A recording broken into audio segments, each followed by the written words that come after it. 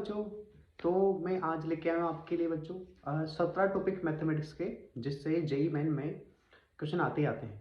ठीक है, बारंबार रिपीट होते हैं। ठीक है, तो इसके 88 पीवाईक्यू लेके आया हूँ। ठीक है, पूरा सोल्व करके नहीं बताऊंगा, लेकिन आपको ये बता दूंगा कि करना कैसे है। ठीक है, आगे अगर डिमांड करेंगे तो इस पर वीडियो बना देंगे। ठीक है, तो इन 17 टॉपिक को अच्छे से सबसे पहले कवर कर लेना चाहिए। इन 88 क्वेश्चंस को आप अच्छे से कर लो, ताकि आपके कम से कम 10 क्वेश्चन तो आराम से सही हो जाए, मतलब 40 मार्क्स। ठीक है, 100 में से 40 मार्क्स आप जानते हो 99 परसेंटाइल मैथमेटिक्स में 33 से स्टार्ट हो जाती है। ठीक है, तो इन टॉपिक के नाम है, सबसे पहले मैं बता रहा हूँ फंक्शन में देखेंगे अपन फंक्शनल इक्वेशन। ठीक है, उसके बाद लिमिट्स में ट्रिग्नोमेट्रिक लिमिट को अच्छे से लर्न कर लेना, मैंने क्वेश्चन भी दे रखे हैं। ठीक है, एओडी में अपन मैक्सिमा और मिनिमा के क्वेश्चन देखेंगे, क्योंकि मैक्सिमा मिनिमा के क्वेश्चन आते ही हैं। ठीक है, इसमें ज्योमेट्री के भी क्वेश्चन आते हैं, तो मैंने क्वेश्चन दिखा रखे हैं, देख लेंगे अपन आगे जाके। बाइनोमियल थ्योरम में दो टॉपिक लिए हैं मैंने, एक तो लिया है एक्स की पावर एन का कोफिशिएंट और एक लिया है रिमाइंडर थ्योरम। ठीक है, और पीएनसी में अपन रैंक का क्वेश्चन ले लेंगे। ठीक है, अब पीएनसी में रैंक के अलावा नंबर ऑफ डिजिट के क्वेश्चन भी लिए हैं मैंने। ठीक है, वो बार बार क्वेश्चन आते हैं इससे। वेक्टर में इक्वेशन ऑफ डॉट प्रोडक्ट और क्रॉस प्रोडक्ट की बात करेंगे। ठीक है, 3D में दो टॉपिक लिए मैंने, एक तो लिया है शॉर्टेस्ट डिस्टेंस और दूसरा लिया है कोप्लेनर लाइंस। ठीक है, डिटरमिनेंट में आप सब जानते हैं सिस्टम ऑफ लीनियर इक्वेशन के क्वेश्चन आती हैं। ठीक है, और मैट्रिसेस में आते हैं एडजॉइंट की प्रॉपर्टीज। ठीक है, तो इनको मैं अभी तो टॉपिक दिखा रहा हूँ, फिर मैं आपको इसके साथ साथ क्वेश्चंस भी दिखाऊंगा कि कौन कौन से क्वेश्चन पूछे गए हैं अभी तक। ठीक है, ताकि आपको आइडिया लग सके। और मैंने मैक्सिमम लगभग 90% क्वेश्चन 2023 के ही लिए हैं, ताकि आपको पता लग जाए कि सच में इनसे क्वेश्चन पूछे जा रहे हैं। ठीक है, अभी तक 12 टॉपिक आ चुके हैं, अब 5 टॉपिक और बाकी है। इन 17 टॉपिक को मैं बताने के बाद पीवाईक्यू भी एक एक करके बताऊंगा कि कैसे करना है अपन को। ठीक है, अब देखिए अगला अगला आ गया क्वाड्रेटिक इक्वेशन में रूट्स ऑफ इक्वेशन, उसके क्वेश्चन आते हैं। ठीक है, कॉम्प्लेक्स नंबर में एक तो प्योर रियल और प्योर इमेजिनरी का कंसेप्ट आता है, उसके साथ साथ कुछ प्रॉपर्टीज आती है, जैसे आर्गुमेंट की, मॉडुलस की या कॉन्जुगेट की, इनकी बेसिक प्रॉपर्टीज पर भी क्वेश्चन है। ठीक है, स्टैटिस्टिक्स में अपन देखेंगे स्टैंडर्ड डेविएशन और मीन से रिलेटेड क्वेश्चन आते हैं। ठीक है, हर पेपर में देखेंगे तो आपको एरिया अंडर द कर्व में जो एरिया बाउंडेड बाई जो कर्व है वो आता है। ठीक है, क्वेश्चन आपको दिखाए जाएंगे अभी। और डिफरेंशियल इक्वेशन में लीनियर डिफरेंशियल इक्वेशन, मतलब कम से कम इन 17 टॉपिक को तो आपको बहुत स्ट्रॉन्ग रखना है, क्योंकि ये 17 टॉपिक है, इनसे अगर आपकी किस्मत अच्छी रही तो 17 क्वेश्चन भी आ सकते हैं। ठीक है, वरना मिनिमम 10 क्वेश्चन तो आएंगे ही आएंगे हर पेपर में। ठीक है, ये हम एक वीडियो बनाएंगे जब पेपर हो जाएंगे ना, जनवरी वाला अटेम्प्ट हो जाएगा आपका, उसके बाद एक वीडियो बना के बताएंगे कि कितने कितने मिले हैं इनमें से। ठीक है, क्योंकि 10 तो पक्का मिलेंगे, और आपकी किस्मत अच्छी रही तो 17 भी हो सकते हैं। ठीक है, और 99% आराम से क्रॉस कर पाओगे आप। ठीक है, तो मतलब ये इसको मान के चलिए, ये 88 पीवाईक्यू अगर कर लेते हो आप तो आप आराम से कर पाओगे। ठीक है, अब अपन एक एक करके टॉपिक लेंगे और उन टॉपिक को बताता जाऊंगा कि किस तरह के क्वेश्चन आ रहे हैं, थोड़ा बहुत आइडिया भी दे दूंगा। आपको टाइम मिले तो इन क्वेश्चन को सबसे पहले कर लीजिए, 88 को मैं एक एक करके आपको बताता रहूँगा कि कैसे कैसे करना है। फिर आप डिमांड करेंगे कि इनके वीडियो सॉल्यूशन, तो वो भी बना लेंगे आपके अगर कमेंट्स आते हैं तो। ठीक है, वैसे मैं इतना कुछ बता दूंगा कि आराम से बन जाएगा। ठीक है, आपको क्या करना चाहिए, सबसे पहले इन टॉपिक्स को तैयार कर लो और फिर क्वेश्चंस करो। ठीक है, मैंने आंसर भी साथ में दे रखे हैं। जैसे देखिए, अब ये पहला क्वेश्चन आ गया है फंक्शनल इक्वेशन का, फंक्शन के अंदर। ठीक है, तो इसको कैसे करेंगे अपन, ध्यान देना। फंक्शनल इक्वेशन में अपन क्या करते हैं, इस तरह के क्वेश्चन में, जैसे मान लो फंक्शन इक्वल टू दे रखा है, अब यहाँ पहले एक्स की वैल्यू 1 रखोगे तो पहली टर्म दोनों तरफ की को कंपेयर करके f(1) निकाल लोगे। फिर एक्स की वैल्यू 2 रखोगे तो लेफ्ट साइड की दो टर्म और इधर की टर्म को कंपेयर करके f(2) निकाल लेंगे। ऐसा करके फंक्शन वैल्यू निकालते जाएंगे और वो हो जाएगा। ठीक है, अगला क्वेश्चन ये आ गया, इसमें अपन क्या करेंगे बच्चों, वही एक्स की वैल्यू 1 2 3 4 है, तो आप क्या करोगे, एक्स की वैल्यू 1 2 3 ये रखोगे तो f(1) f(2) f(3) f(4) में रिलेशन आ जाएगा, जिसको आपस में सोल्व करोगे तो चारों की वैल्यू आप निकाल सकते हो फंक्शनल इक्वेशन में, वैल्यू रख के सोल्व करते हैं। ठीक है, ये भी 2-23 का देख सकते हो। अगला क्वेश्चन देखिए, अब ये इस तरह के फंक्शंस में अपन कैसे करते हैं बच्चों, देखो जो अपन से पूछा गया है ना, उस फंक्शन में देखो आप एक्स की वैल्यू क्या आ रही है 1/2023, और आखिरी वाली इन दोनों को जब ऐड करोगे ना तो 1 आ रहा है। इसका मतलब इस फंक्शन में क्या करते हैं, इसको इक्वेशन 1 दे देंगे और x को रिप्लेस करेंगे 1 - x से, और फिर दोनों फंक्शन को जब ऐड करोगे तो 1 आएगा। ठीक है। तो इनको जब आप ऐड करते रहोगे तो इक्वेशन आराम से बन जाएगा। ठीक है, तो F of x plus F of 1 minus x को ऐड करना, उसके बाद जो रिजल्ट आएगा उसको यूज करते हुए सोल्व करना है। अगला क्वेश्चन ये आ गया, यहाँ भी अपन को जैसे एफ ऑफ 1 की वैल्यू दे रखी है, तो अब एफ ऑफ 2 कैसे निकालोगे आप? एक्स और वाई की वैल्यू 1 1 रख दो तो एफ ऑफ 2 आ जाएगा, क्योंकि एफ ऑफ 1 गिवन है। ऐसे ही एक्स की वैल्यू 1 और वाई की वैल्यू 2 रखोगे तो एफ ऑफ 3 आ जाएगा। ऐसे 3 4 5 सब निकाल लोगे तो आपको एक सीक्वेंस मिल जाएगी। ठीक है ना, कि वो एपी में है कि जीपी में। ठीक है, अब देखो यहाँ पर क्या, तो राइट इक्वेशन आ गया फंक्शनल इक्वेशन का। अपन क्या करते हैं, एक्स को 1/x से रिप्लेस करके फिर दोनों इक्वेशन को सोल्व करके एफ एक्स निकाल लेते हैं। यहाँ पर आप एफ एक्स निकाल लेना ऐसे ही, एक्स को 1/x से रिप्लेस करके इक्वेशन 2 देके दोनों को सोल्व कर लेना तो आंसर आ जाएगा। ठीक है, अब ये आ गया इक्वेशन। यहाँ भी देखिए फंक्शनल इक्वेशन दे रखा है, ऐसा बता रहा है कि दो फंक्शन के अंदर, एक फंक्शन के अंदर अगर m इंटू एन लिखा है, वो दो अलग अलग फंक्शन में कब बढ़ सकता है? जब फंक्शन क्या हो, लीनियर हो। लीनियर फंक्शन क्या होता है, f x equal to lambda x मान के कर लेना, और लेमडा की वैल्यू आप धीरे धीरे निकाल पाओगे। ठीक है, तो आराम से इसको कर सकते हो। ओके, ऐसा कौन सा फंक्शन है, f x equal to lambda x, वो मान के चलना, तो आपको लेमडा की वैल्यू थोड़ी देर में मिल जाएगी। वैल्यू रखते जाओगे तो आराम से उसके बाद बना पाओगे। नंबर ऑफ फंक्शन पूछे हैं इसमें। ठीक है, तो ये अपन ने कर लिए फंक्शन इक्वेशन के, और साथ साथ में ना आंसर भी दे रखे हैं, इनको आराम से करते जाइए। ठीक है, और अब देखिए, अब अपन आते हैं लिमिट में, ट्रिग्नोमेट्रिक लिमिट में। ट्रिग्नोमेट्रिक लिमिट में 3 ही फॉर्मूले होते हैं। पहला फॉर्मूला होता है limit x tending to 0 sin x upon x, वो 1 होता है। फिर limit x tending to 0 tan x upon x, वो भी 1 होता है। फिर आता है limit x tending to 0 1 minus cos x upon x square, जिसकी वैल्यू होती है 1/2। अब इन तीनों पर चलेंगे अपन। ठीक है, ओके, जैसे अब ये पहला क्वेश्चन हो गया, इसको आप चाहो तो एलएच रूल से भी कर सकते हो। एलएच रूल में कैसे करते हैं, ऊपर का अलग डिफरेंस होता है, नीचे का अलग डिफरेंस होता है, तो वो करके भी कर सकते हो। दूसरा, आप एक्सपेंशन फॉर्म लगा लोगे तो थोड़ा जल्दी जाएगा। ठीक है, और ट्रिग्नोमेट्रिक फॉर्म लगाना चाहो तो आपको एक 1 प्लस और 1 माइनस ऐड करना पड़ेगा। ठीक है, जिससे अंदर 1 माइनस कोस एक्स की फॉर्म बन जाएगी, और साथ में e की पावर x माइनस 1/x वाली फॉर्म भी बन जाएगी, तो कर सकते हो। अब अगला आ गया, अगले में देखो वही ट्रिग्नोमेट्रिक फॉर्म लगा सकते हो 1 माइनस कोस वाली। ठीक है, क्योंकि फंक्शन के अंदर क्वाड्रेटिक दे रखा है, जो बाहर भी गिवन है ना, बस वहां पर x को 1/x से रिप्लेस करना पड़ेगा क्वाड्रेटिक में, तो उसके बाद इसको सोल्व करोगे तो ये क्वेश्चन बन जाएगा। ठीक है, ट्रिग्नोमेट्रिक फॉर्म कौन सी वाली, कोस वाली। ओके, आंसर भी दे रखा है इसका हमने, तो आप सोल्व करके मैच भी कर सकते हैं। ठीक है, चलिए अब आप आगे चलते हैं अपन, अगला क्वेश्चन ट्रिग्नोमेट्रिक इसका। तो अगला क्वेश्चन आ गया अपना। हाँ, अब देखिए, इसको भी आप चाहो तो एक्सपेंशन फॉर्म से लगा सकते हो। उसके पहले नीचे जो साइन स्क्वायर है उसको एक्स स्क्वायर से मल्टीप्लाई डिवाइड करना, तो ताकि नीचे एक्स क्यूब हो जाएगा। उसके बाद एक्सपेंशन फॉर्म लगा दो, या तो एलएच रूल लगा दो अगर आपको लग रहा है कि ज़्यादा टाइम लग रहा है। ठीक है, ऊपर साइन ट्रिग्नोमेट्रिक फॉर्म के लिए साइन एक्स में लगा सकते हो, तो एक्स से मल्टीप्लाई डिवाइड कर दोगे तो वहाँ पर लेमडा वाई बन जाएगा, लेमडा एक्स सॉरी। ठीक है, चलिए अब अगला क्वेश्चन। यहाँ भी आपको ट्रिग्नोमेट्री दिख रही है, आप यहाँ हो तो यहाँ भी आप ट्रिग्नोमेट्रिक फॉर्म लगा सकते हो, वरना एलएच रूल लगा दो, थोड़ा आसान पड़ेगा। ऊपर का अलग डिफरेंसेस है, नीचे का अलग डिफरेंसेस है, अगली स्टेप में आंसर आ जाएगा जब वैल्यू रखोगे आप। ठीक है, चलो अगला तो कर सकते हैं, जो क्वेश्चन आ ही रहे हैं ट्रिग्नोमेट्रिक फॉर्म के, ऐसा नहीं कि नहीं आ रहे, और अगर अलग तरीका हो रहा है तो वो भी मैं आपको बता रहा हूँ। ठीक है, चलिए, और अब आ गया एओडी। एओडी में मैक्सिमा मिनिमा। ठीक है, तो मैक्सिमा मिनिमा किस तरह के क्वेश्चन आते हैं मैं आपको बताता हूँ। इसमें PYQ दिखाता हूँ मैं आपको, कौन कौन से PYQ आ रहे हैं। भी बहुत मदद मिलेगी आपको एग्जाम में, जब आप इन क्वेश्चंस को कर लोगे तो आपको एग्जाम में 10-12 क्वेश्चन तो ऐसे दिखेंगे जो आपको पहले से ही आते हैं। तो कम से कम इतना तो कर ले, क्योंकि बहुत सारे बच्चे मैथमेटिक्स में मार्क्स नहीं ला पाते हैं। ठीक है, 99% का मतलब ये होता है कि अगर 100 बच्चे एग्जाम दे रहे हैं तो 99 बच्चे पीछे छूट चुके हैं उनसे, ये है मतलब उसका। तो आप देखिए 33 से स्टार्ट हो रहा है, इसका मतलब वो बच्चे 8 क्वेश्चन में ढंग से सही नहीं कर पा रहे हैं। चलिए अब देखिए, मैक्सिमम मिनिमा का कंसेप्ट यहाँ लगा हुआ है, फंक्शन दे रखा है, एक इंटरवल दे रखा है, तो इसमें मैक्सिमम और मिनिमम वैल्यू कैसे निकालते हैं अपन। पहले तो जो इंटरवल दे रखा है उसके एंड पॉइंट पे वैल्यू निकाल लेंगे, फिर f(x) करके अपन क्रिटिकल वैल्यू निकाल लेंगे, फिर क्रिटिकल वैल्यू पर फंक्शन की वैल्यू निकाल लेंगे। अब इन तीनों वैल्यू में से जो सबसे बड़ा होगा वो मैक्सिमम, और सबसे छोटा होगा वो मिनिमम। ठीक है, यही कंसेप्ट इस क्वेश्चन नंबर 2 में लगाएंगे।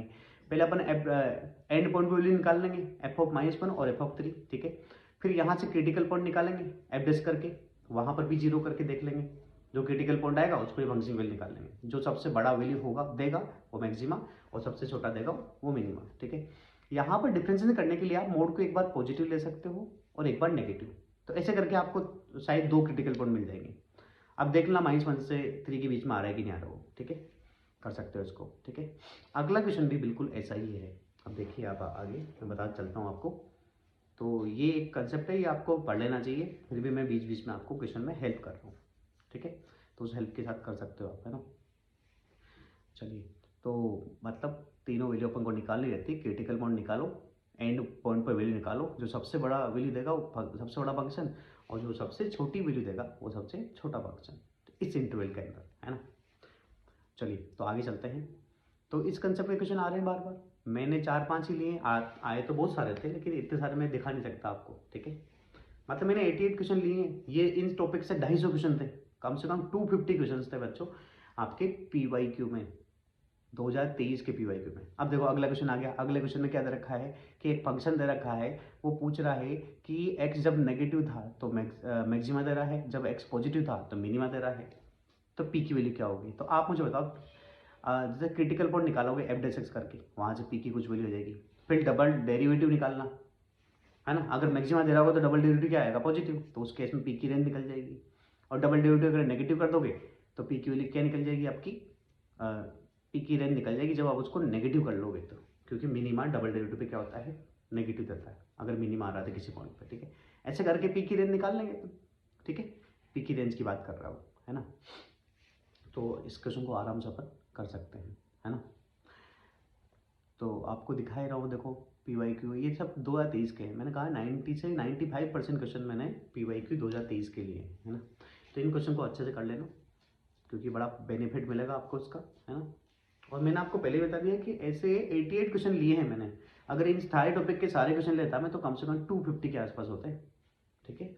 और पिछले साल एग्जाम में 2024 में 720 ही क्वेश्चन आए थे। मतलब मैथमेटिक्स में बात करें तो 24 पेपर हुए थे, तो 30 से आप मल्टीप्लाई कर सकते हो, मतलब 1/3 पार्ट हो गया है पेपर का, ठीक है। 1/3 पार्ट हो गया तो आप बताओ 30 में से 10 तो आएंगी ना फिर, अगर 1/3 पार्ट हो गया था ना। चलिए, अब आ गया अपना बाइनोमियल थ्योरम में अपन देखते हैं। बाइनोमियल थ्योरम में सबसे x की पावर n के कोएफिशिएंट के बारे में बात कर रहा है। जैसे कि ये आ गया थर्ड वाला क्वेश्चन, थर्ड और फोर्थ, इसमें क्या दे रखा है, x की पावर 7 का कोएफिशिएंट। अब अगर आपने TR+1 टर्म पढ़ी होगी तो x की पावर 7 का कोएफिशिएंट आप निकाल सकते हो आराम से, ठीक है।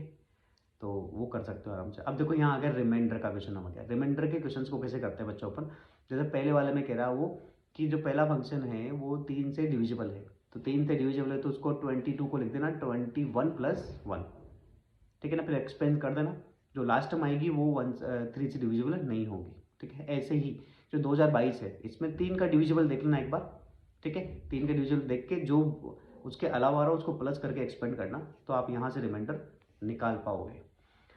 क्वेश्चन नंबर 2 में अगर आप देखो, तो अगर आपको इसको करना है सोल्व भी 34 से डिविजिबल दिखाना है तो क्या करोगे, 25 को लिख दोगे 17+8, है ना। और 8 की पावर 100 को साथ में ले लेना है, 8 की पावर 190 को साथ ले लेना इसके। और दूसरे में क्या करोगे, 90 को लिख दोगे आप 17+2 की होल पावर 190, है ना। 2 की पावर 190 उससे कट जाएगा लास्ट टर्म में। तो इस तरीके से आप पता कर सकते हो कि ये किससे डिविजिबल है, 17 से, ठीक है। ओके, चलो अब अगला क्वेश्चन है। अगले क्वेश्चन में भी आप इसी तरीके से कर सकते हो। पहले ऑप्शन में दे रहा है कि जो स्टेटमेंट 1 है 8 से डिविजिबल कब आएगा, तो आपको पहले इसको डिवाइड करके देखना पड़ेगा। 8 से डिवाइड करने के बाद 2023 को आप देखना कि उसके बाद जैसे मान लो यहाँ पर तो मेरे ख्याल 2016 तक तो 8 से डिविजिबल है, तो उसको 2016 + 7 लिख सकते हो, फिर एक्सपेंड कर देना, ठीक है। ऐसे ही जो 1999 है उसको लिख देना 2000-1, ठीक है ना। सही, 2000 मेरे ख्याल से 8 से डिविजिबल है, बाकी आप देख लेना। तो इस तरीके से अपन उसको कर सकते हैं। नीचे वाले क्वेश्चन को तो नीचे वाला जो स्टेटमेंट है उसको 13+1 12+1 की पावर n कर दोगे तो, और एक्सपेंड कर दोगे तो आपको पता लग जाएगा कि वो किससे डिवाइड हो रहा है। और 144 होता है 12 का स्क्वायर, ठीक है। तो ऐसे अपन कर सकते हैं उसको आराम से। चलिए, तो रिमाइंडर के क्वेश्चन आप आराम से कर पाओगे जब एक्सपेंशन और ये सब देख लोगे चीज़ें। तो इनसे रिलेटेड आप टॉपिक जो आपने पढ़े हैं उसकी थ्योरी भी आप कवर कर लीजिए, है ना। और कोई प्रॉब्लम आ रही है तो आप मुझे बता सकते हैं, मैं इससे रिगार्डिंग भी वीडियो डाल दूंगा, ठीक है। लेकिन ये टॉपिक तो आप अच्छे से पढ़ के रखें खुद से, और कोई प्रॉब्लम आती है तो आप कमेंट करके बताइए, फिर हम उस पर भी वीडियो बनाएंगे, क्योंकि हमको लगता है ये टॉपिक तो आप आराम से कवर कर सकते हो। देखिए, अब रिमाइंडर का ये भी क्वेश्चन आ गया। यहाँ कह रहा है 5 से डिविजिबल, क्वेश्चन नंबर 4 में। अब 5 से डिविजिबल के लिए क्या करना पड़ेगा, 10 लिखना पड़ेगा। 7 को आप लिखोगे 10 - 3 की होल पावर 2022, ठीक है। जब इसको एक्सपेंड करोगे तो लास्ट टर्म आएगी 3 की पावर 2022, वो कट जाएगी या फिर ऐड हो जाएगी, और लास्ट टर्म ही 10 से डिविजिबल नहीं होगी। तो उनको क्लब कर लेना, क्लब करने के बाद 3 की पावर में जो भी रिलीजन आएगा उसको अगले स्टेप में 5 - 2 का होल स्क्वायर करके एक्सपेंड करना, तो फिर रिमाइंडर आप निकाल पाओगे, ठीक है। यही कैलकुलेशन आप इसमें लगाओगे 35 पर क्वेश्चन नंबर 5 में, जहाँ पर 2021 की पावर 2022 लिखा हुआ है। तो 7 से डिविजिबल देखो, पहले तो 7 से डिविजिबल कहाँ तक जा रहा है, फिर उसके बाद जो भी एक्सपेंशन बचता है उसको प्लस करके एक्सपेंड करना, जैसे अभी तक के सारे क्वेश्चन में मैंने बताया ही है, ठीक है। यहाँ तो मैं क्वेश्चन ये दिखा रहा हूँ कि एग्जाम में ऐसे क्वेश्चन पूछे जा रहे हैं जो मैंने टॉपिक भी दिए इस प्रूफ के लिए, है ना। क्वेश्चन नंबर 6 भी आपको दिख रहा है, यहाँ भी आप उसको, वो कह रहा है कि किससे डिविजिबल है, तो ऑप्शन दिख रहे हैं आपको 1, 4, 6, 8। तो आप इसको 11 को लिख सकते हो, या तो आप क्या कर सकते हो, ये 1011 है ना, तो उसको 1000 + 11 लिख के एक्सपेंड कर सकते हो, ठीक है। उसकी पावर में आप कर सकते हो। अब देखो क्वेश्चन नंबर 7 आ गया, ये कह रहा है 5 से डिविजिबल, तो 5 से डिविजिबल कब सकता है बड़ा, 3 की पावर 2 कितना होता है 9, तो ये जो 3 की पावर 2022 लिखा है उसको 9 की पावर 1011 लिख दीजिए, क्योंकि 3 स्क्वायर कर दिया 9 हो गया, और फिर 9 को आप 10 - 1 लिख दीजिए। 10 - 1 को आप जब एक्सपेंड करोगे तो उसकी लास्ट टर्म में 10 नहीं आएगा, मतलब वो 5 से डिविजिबल नहीं होगा, तो वहाँ से आप निकाल सकते हो आंसर, 2 की पावर में आ जाएगा, ठीक है, ओके। तो इस तरीके से आप इसको क्वेश्चन को आगे बढ़ा सकते हो। अगर 2 की पावर में भी रिमाइंडर निकालना है तो 2 की पावर को 4 लिखकर 5 - 1 को एक्सपेंड कर दीजिए, मतलब क्या लिखोगे आप, 2 की पावर समथिंग आता है तो उसको स्क्वायर बना लो पहले, तो 4 की पावर हो जाएगा, 4 की पावर को लिख दो 5 - 1 की होल पावर जो भी दे रखा है, तो फिर वो लास्ट टर्म होगी वही 5 से डिविजिबल नहीं होगी, क्योंकि एक्सपेंशन में 5 का कोफिशिएंट वहाँ पर नहीं आएगा, ठीक है। तो ये बाइनोमियल के क्वेश्चन हमने कर लिया आराम से, हाँ कि ना। अब आप चलते हैं आगे की तरफ।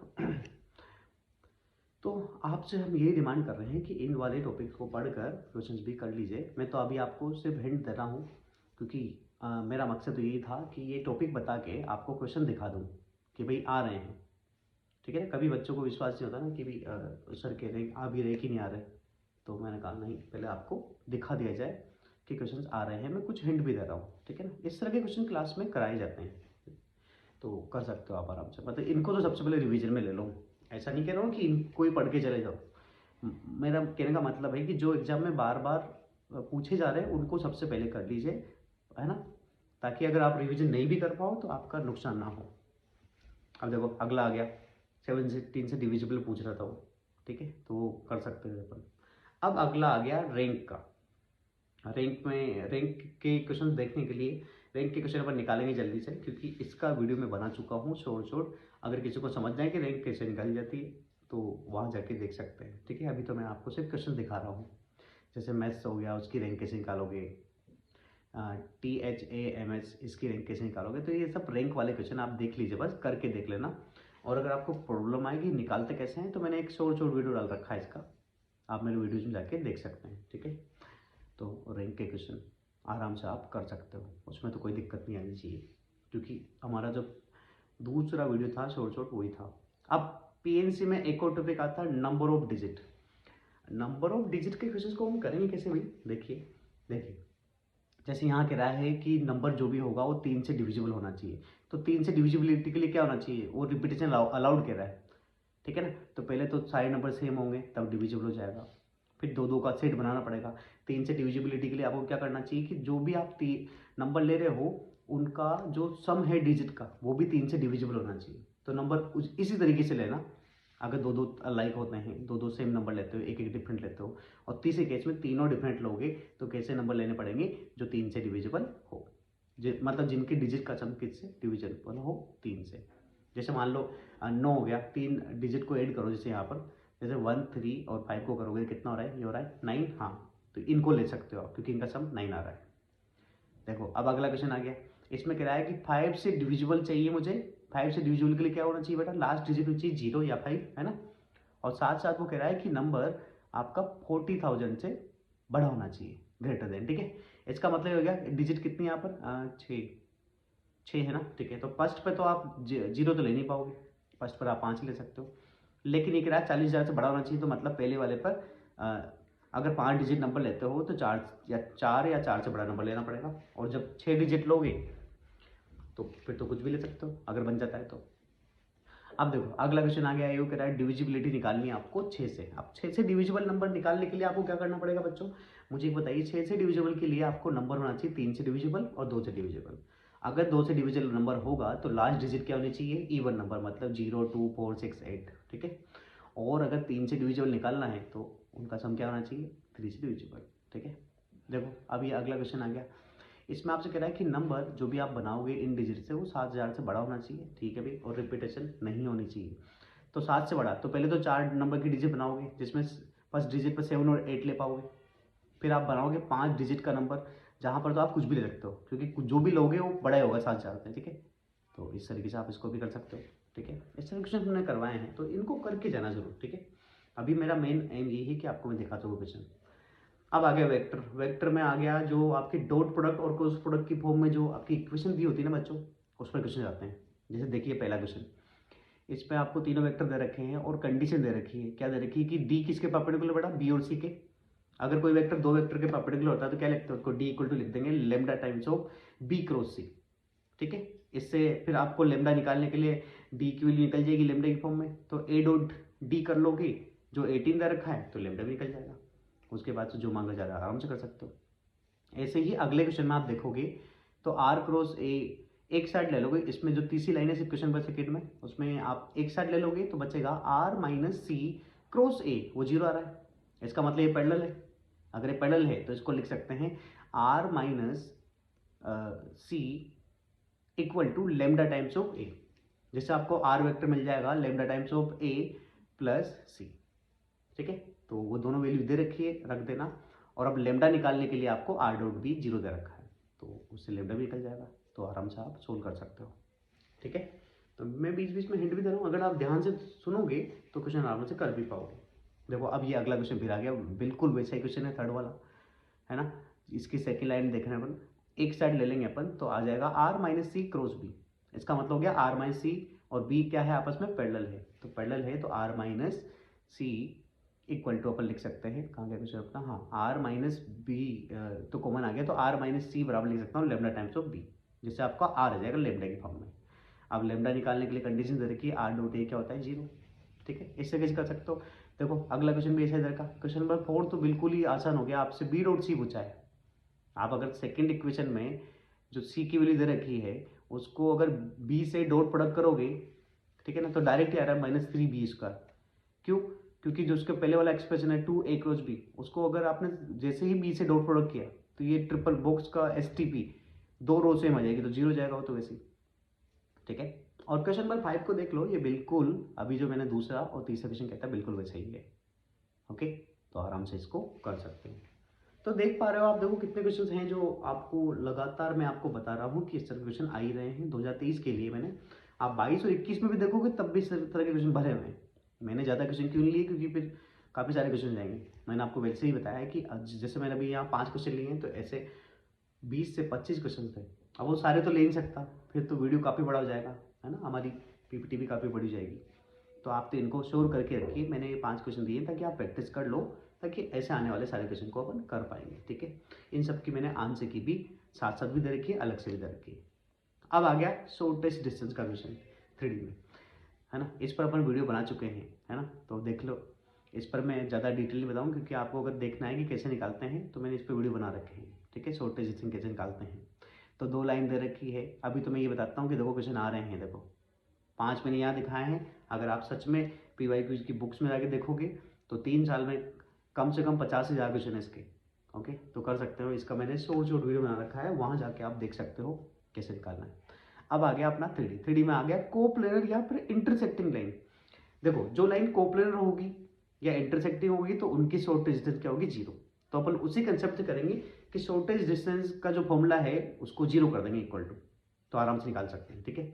अब इसके बारे में भी मैं ज़्यादा नहीं बताऊंगा क्योंकि मैंने इस पर भी एक शॉर्ट वीडियो बना लिया है। आपको अगर समझना है कि किस तरह से इसको करना है तो वहाँ जाके आप देख सकते हो, वीडियो आराम से कर पाओगे क्वेश्चन, ठीक है। क्या करना है, शॉर्टेज डिस्टेंस जो अपन ने पिछला टॉपिक पढ़ा था उसमें जाके उस डिस्टेंस को 0 पुट कर दो, ठीक है, तो आराम से अपन निकाल पाएंगे। अब आ गया डिटर्मिनेंट। डिटर्मिनेंट में पढ़ेंगे अपन सिस्टम ऑफ लीनियर इक्वेशन। जिसमें क्या कहा जाता है बच्चों, देखिए तो उसको करते कैसे अपन, सबसे पहले अपन को D1 D2 D3 और D ये निकाल लेते हैं। अगर इनफाइनाइट सॉल्यूशन की बात करता है तो D1 D2 D3 और D सब जीरो होने चाहिए, ठीक है। अगर यूनिक सॉल्यूशन की बात करता है तो D होगा, जो कैपिटल D है वो नॉट इक्वल टू जीरो होना चाहिए। तीसरा, अगर आपसे कहा जाए इनकंसिस्टेंट या फिर नो सॉल्यूशन, तो हमको क्या करना पड़ेगा बच्चों, ये क्वेश्चन आप कर सकते हो आराम से, D1 D2 D3 निकाल कर, है ना, और D निकाल कर आप कर सकते हो। इनकंसिस्टेंट सॉल्यूशन में क्या होता है कि जो कैपिटल D है वो तो जीरो होगा, लेकिन D1 D2 D3 में से कोई एक नॉन जीरो होगा। कोई एक का मतलब हो सकता है तीनों ही नॉन जीरो, हो सकता है उनमें से दो नॉन जीरो, या फिर एक नॉन जीरो। बस आप ध्यान रखना, एग्जाम में क्वेश्चन करते थे मैं, ऐसा कुछ अल्फा बीटा की वैल्यू मत लेना कि सारे जीरो हो जाए, क्योंकि फिर तो इनफाइनाइट सॉल्यूशन बन जाएगा। तो ये ध्यान रखना, ठीक है ना। तो ये पहले ऑप्शन में तो आपको सारे ही दे रखे हैं, है ना, ओके। अब देखो ये क्वेश्चन नंबर 5 में आपको बोल रखा है, यहाँ भी सारे ऑप्शन दे रखे हैं। देखो पहले ऑप्शन में इनफाइनाइट मैनी सॉल्यूशन, तो आपको D1 D2 D3 जीरो करना है। दूसरे में नो सॉल्यूशन कह रहा है, तो आपको सबसे पहले तो D जीरो करना है और D1 D2 D3 में से किसी एक को नॉन जीरो दिखाना। तो देखो सारे बिल्कुल ऐसे ही क्वेश्चन आते हैं। ये टॉपिक तो आपको करके ही जाना चाहिए अच्छे से, ठीक है, क्योंकि क्वेश्चन आते हैं। बस थोड़ा कैलकुलेशन का ध्यान रखना कि अगर 4-5 मिनट ज़्यादा लग रहे हैं तो फिर इसको सेकेंड पेज में आप करें, है ना, स्टार्टिंग में ना करें। देखिए हमने आपको इसके आंसर की भी दे रखी है, ओके। अब D1 D2 D3 और D कैसे निकालते हैं, ये तो आपको एक बार थ्योरी में जाके देखना पड़ेगा, ठीक है ना। अब आ गया मैट्रिक्स में एडजॉइंट की प्रॉपर्टी। एडजॉइंट की प्रॉपर्टी में थोड़ी बहुत बताता हूँ कि कभी भी मैट्रिसेस से अगर आपने के बाहर निकाला, कोई के मल्टीप्लाई किसी मैट्रिसेस से अगर के बाहर निकालोगे ना बच्चों, क्योंकि आप उसके डिटरमिनेंट की वैल्यू निकाल रहे हो, तो बाहर निकलेगा के की पावर एन, एन मतलब जो ऑर्डर होगा। ऐसे ही एडजॉइंट के अंदर से अगर के बाहर निकालते हो तो वो बाहर के हो जाएगा के की पावर n-1, और n क्या होता है, ऑर्डर होता है। अब देखो जैसे यहाँ दे रखा है, अंदर ढंग से देखोगे आप तो पहले आपको डिटरमिनेंट के अंदर 3a दिख रहा है, उसको जब बाहर निकालोगे ना तो 3 की पावर कितना हो जाएगा, 3 हो जाएगा, क्योंकि ऑर्डर कितना दे रखा है, n की वैल्यू 3 है, ठीक है। 3 की पावर कितना था, 27। अब 27 को बाहर निकालोगे एडजॉइंट से तो 27 की पावर हो जाएगा n-1, मतलब 3-1 मतलब उसकी पावर हो जाएगा 2, ठीक है। तो इस तरीके से निकाला जाएगा, है ना। तो और एडजॉइंट का भी अगर आप डिटरमिनेंट निकालते हो तो उसकी वैल्यू क्या होती है, डिटरमिनेंट की पावर n-1, ठीक है ना। जब भी किसी एडजॉइंट का डिटरमिनेंट निकाला जाता है तो उसकी वैल्यू होती है डिटरमिनेंट a की पावर n-1, ठीक है। चलिए अब देखो यहाँ क्वेश्चन नंबर 3 दे रखा है, जैसे एडजॉइंट अगर 2 बार आ जाए फिर उसके डिटरमिनेंट की वैल्यू निकालनी है, तो कैसे निकालते हैं बच्चों, डिटरमिनेंट की पावर n-1 का होल स्क्वायर पावर का। अगर 3 बार आ जाए तो एडजॉइंट डिटरमिनेंट की पावर n-1 की होल पावर 3, ऐसे किया जाता है। और बाकी देखिए वो 2 को मल्टीप्लाई करके एडजॉइंट से बाहर निकालोगे तो 2 की पावर क्या हो जाएगा, n-1। फिर एडजॉइंट के बाहर से निकालोगे तो फिर वापस क्या होगा, n-1। n कितना है बच्चों, यहाँ 3 है, तो 3 में मतलब उसकी पावर डबल होगा। फिर बाहर निकालोगे तो उसकी पावर डबल होगा, फिर निकालोगे तो उसकी पावर डबल होगा। फिर डिटरमिनेंट से आखिर में निकालोगे तो उसकी पावर क्या हो जाएगा, n हो जाएगा, n मतलब 3। तो इस तरीके से इसको सोल्व करना है। तो ये क्वेश्चन आराम से हो सकते हैं। क्वेश्चन नंबर 4 भी आप देख सकते हो आराम से। क्वेश्चन नंबर 4 में जस्ट बस ये है कि इसको डिटरमिनेंट को सोल्व करने के लिए पहली रो से आप फैक्टोरियल 5 बार ले सकते हो, दूसरे से फैक्टोरियल 6 और तीसरे से फैक्टोरियल 7, ठीक है। तो उस तरीके से वो थोड़ा सिंप्लीफाई हो जाएगा, बस इतनी सी बात है ना। तो आंसर की भी दे रखी है। अब अपन देखते हैं रूट्स ऑफ क्वाड्रेटिक इक्वेशन। अब क्वाड्रेटिक इक्वेशन के रूट अगर आपको जानते हो, sum of root, product of root जानते हो तो निकाल सकते हैं। जैसे इस पहले क्वेश्चन में आप जब देखोगे, जब इस क्वाड्रेटिक के रूट निकालोगे ना तो ये आएंगे ओमेगा की फॉर्म में आएंगे बच्चों। ओमेगा होता है ना cube root of unity, omega या माइनस ओमेगा के फॉर्म में आएंगे। तो जब उसके रूट आपको पता लग जाएगा ओमेगा और ओमेगा स्क्वायर की फॉर्म में, तो वहाँ रख देना, क्योंकि आप जानते हो कि ओमेगा की पावर जो भी होती है अगर 3 का मल्टीपल है तो वो 1 देता है। अगर 3 से डिवाइड उसकी जो पावर है उसको 3 से डिवाइड करने के बाद जो रिमाइंडर दिया जाता है वैसा वो बिहेव करता है। जैसे ओमेगा की पावर 100 क्या होता है, उसको 3 से डिवाइड करोगे तो रिमाइंडर कितना बचा, 1 बचा, तो ये ओमेगा की पावर 1 की तरह बिहेव करेगा। तो इस तरह के क्वेश्चन कर सकते हो। अब ये जो सेकेंड क्वेश्चन दिख रहा है आपको आधा अधूरा, इसमें भी जब आप रूट निकालोगे ना बच्चों इस क्वाड्रेटिक के, तो इसके रूट भी ओमेगा की फॉर्म में आएंगे।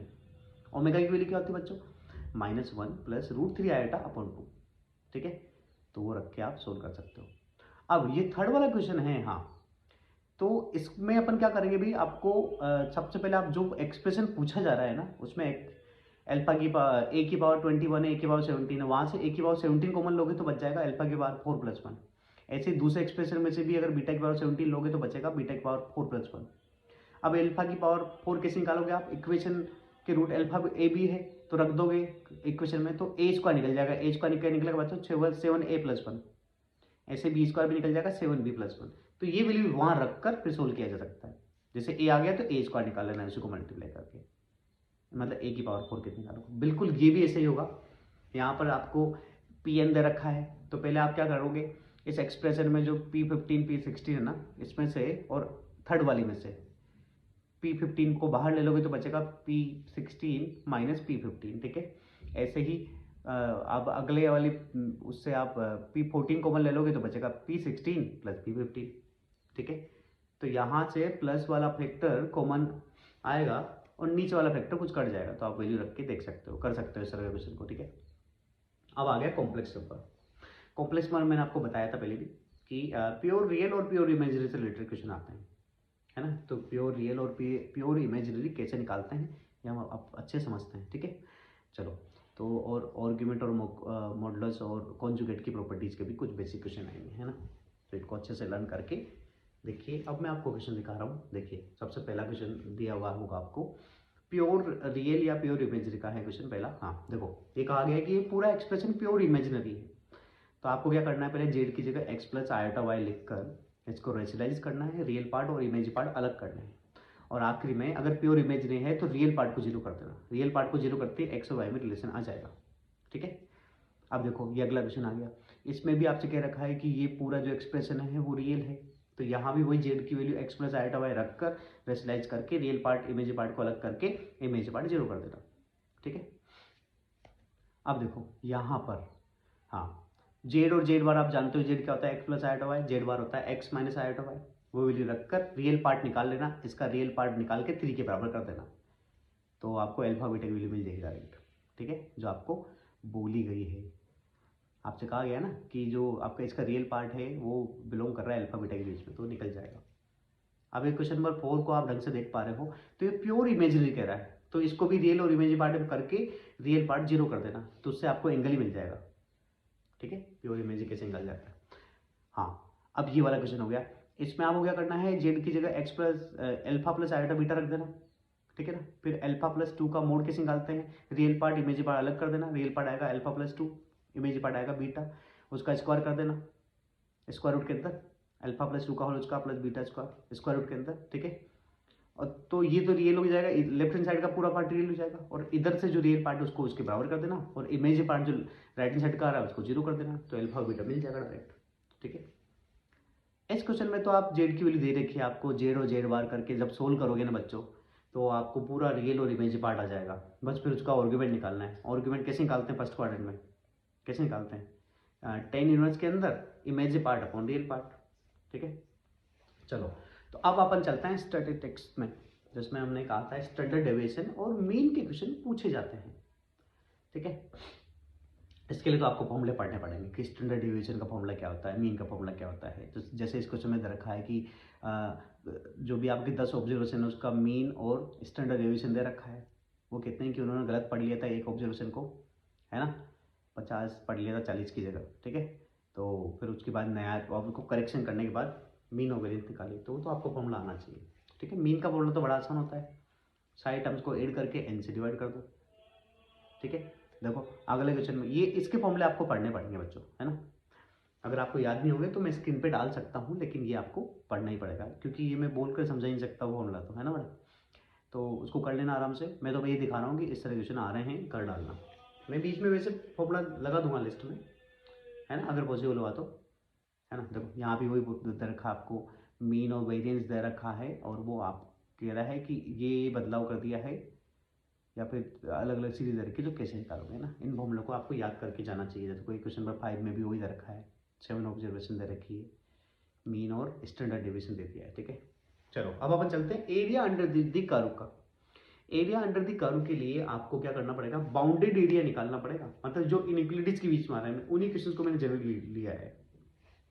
एरिया अंडर द कर्व, जैसे अब ये पहला क्वेश्चन आ गया, इसमें आप देख पा रहे होंगे पहले दिख रखा है x square less than y, मतलब ये एक पैराबोला है। अगला वाला देखो y less than x square minus 4, ये भी एक पैराबोला है।